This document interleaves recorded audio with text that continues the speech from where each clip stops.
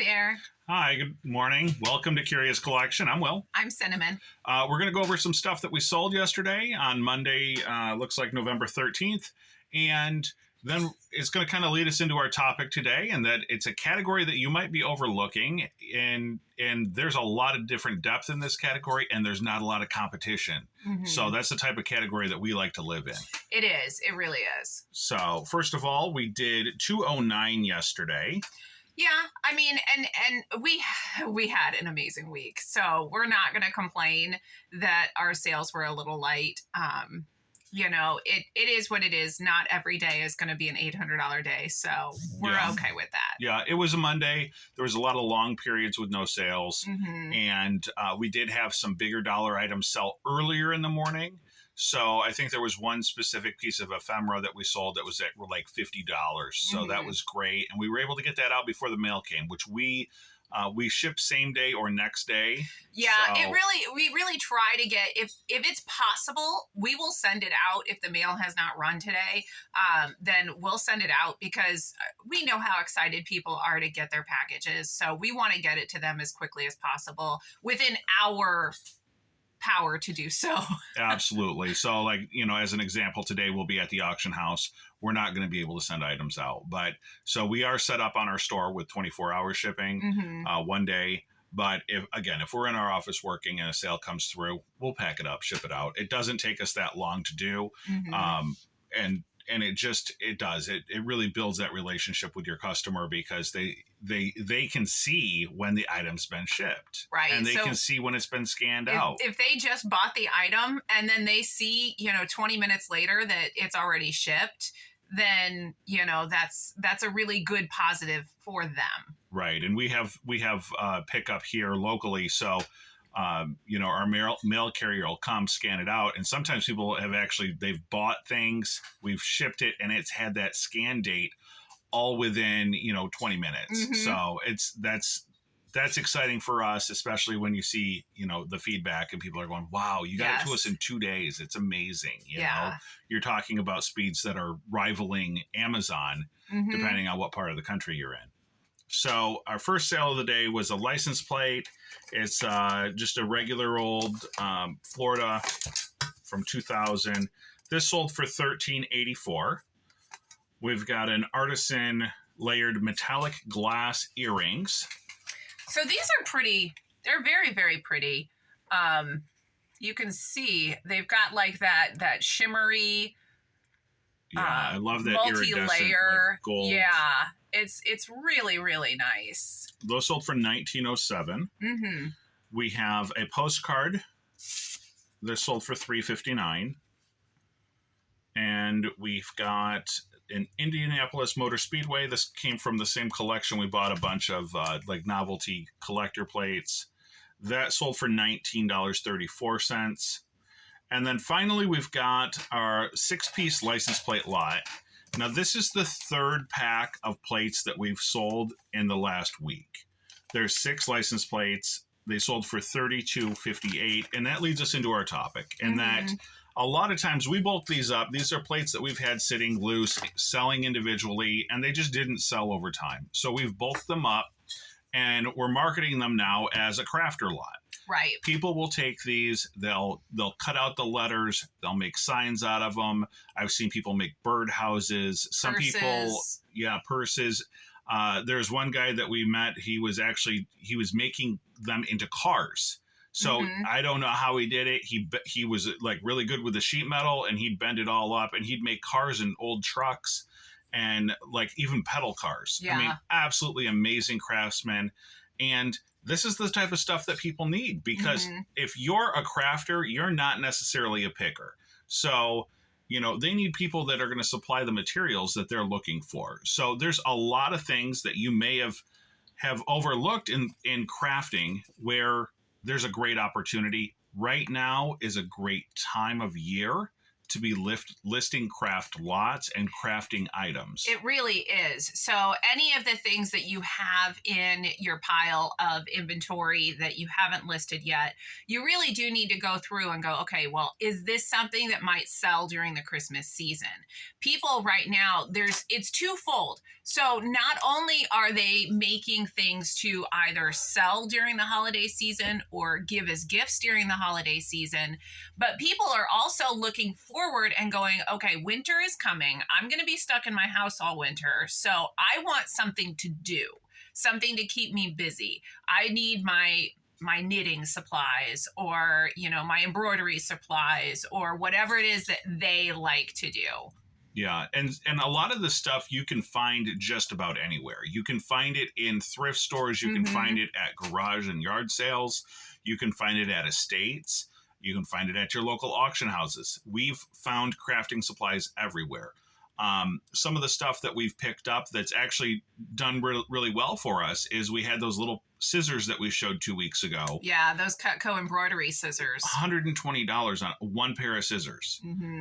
There's other things that sell well too. I mean, just your regular household scissors, these run $20 if you go to Walmart. So, that's definitely something that you want to think about, is the type of tools that go into crafts and art supplies. Yeah, we had gotten, it was actually for me, for my daughter, I made her a scrapbook when we went up to go visit with her.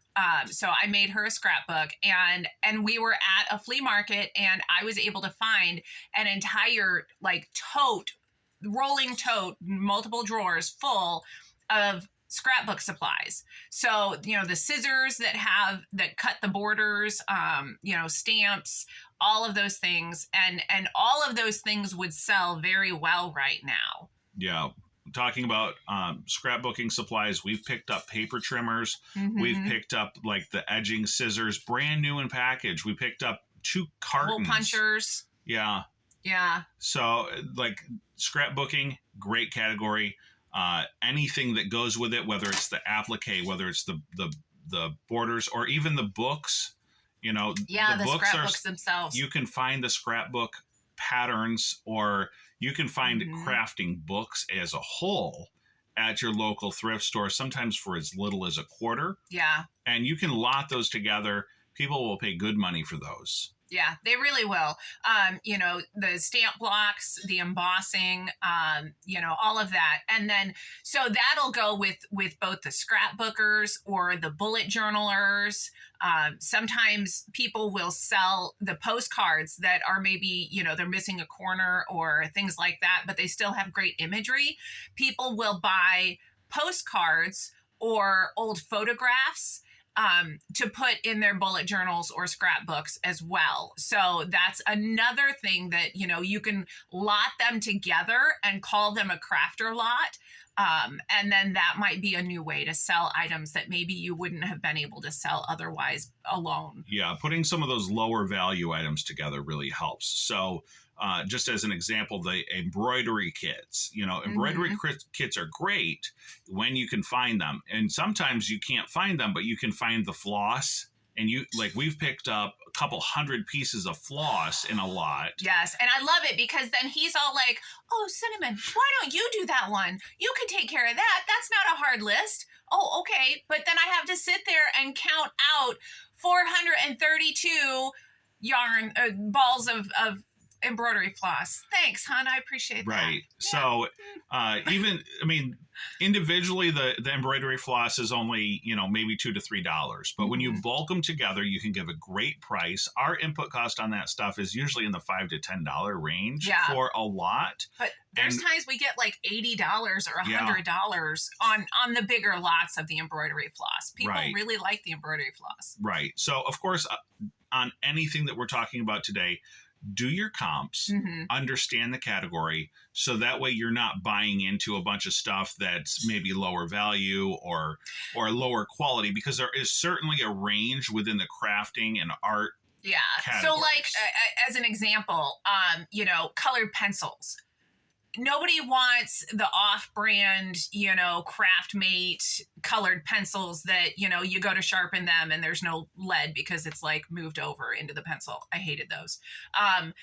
But they have colored pencils that are like oil pastels or the high quality art colored pencils. Now, if you can find some of those, that would be a phenomenal buy if you can get it for a good price. Yeah, we've picked up some pencils and we've been able to sell the pencils for like $6 to $10 individually. Mm-hmm. So we'll often bulk those into lots as well when we can. Yeah. And really bring up that margin for us. So that's a great area. The Christmas themed kits are great. They really are. You've done can like make stockings or Christmas tree skirts or ornaments, the little embroidery kits that are like, the whole kit that were like from the 80s that we used to do. People still love those. Yeah, I was able to pick up some needlepoint ornaments, Disney from the late 70s. Mm-hmm. They were new in package, and, those things sold like fire. They were just absolutely amazing. And I was getting like $30 to $40 for each kit. Yeah. So that is just a great thing.